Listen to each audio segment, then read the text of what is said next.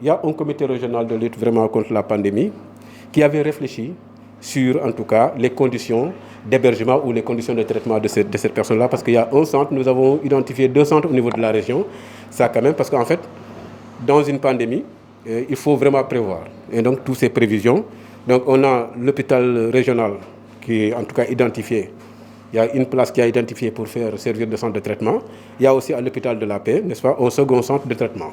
Mais Dieu merci, le premier centre, n'est-ce pas, avait capacité de 20 lits, il y avait 20 box, 20 chambres, n'est-ce pas?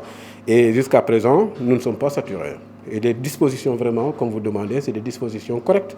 On a essayé vraiment donc d'aménager, n'est-ce pas, chaque local d'une manière à ce que la personne vraiment donc, qui s'y trouve, n'est-ce pas, ne soit pas un peu, je ne sais pas, dépaysé ou en tout cas qu'on essaie vraiment donc de le mettre dans des conditions où il est chez eux.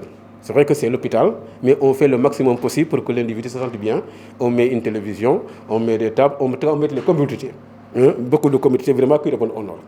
Et depuis lors, on n'a plus de problème. Les patients, n'est-ce pas, donc, ne revendiquent pas pratiquement. Donc, parce qu'au départ, c'était un peu compliqué.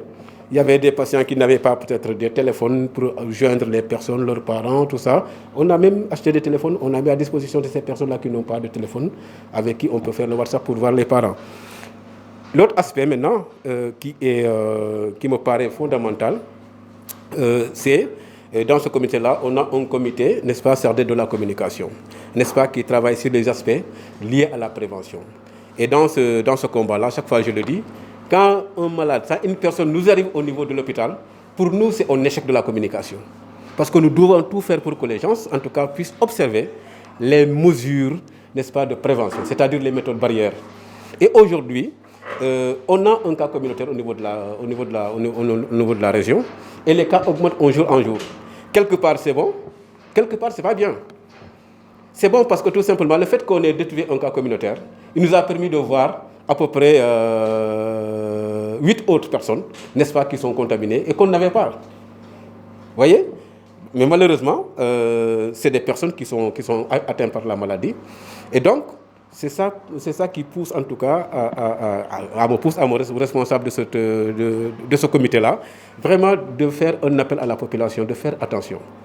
Il y a beaucoup de mesures qui ont été prises par l'État, mais il y a aussi vraiment donc les aspects individuels et collectifs que nous devons gérer. Et ça, je pense que ce sont les activités de cette nature, n'est-ce pas, de travailler à la radio, de faire des activités de proximité avec les réseaux des OCB et avec les Badianogor, mais qui sont sur le terrain pour en tout cas parler à la population directement.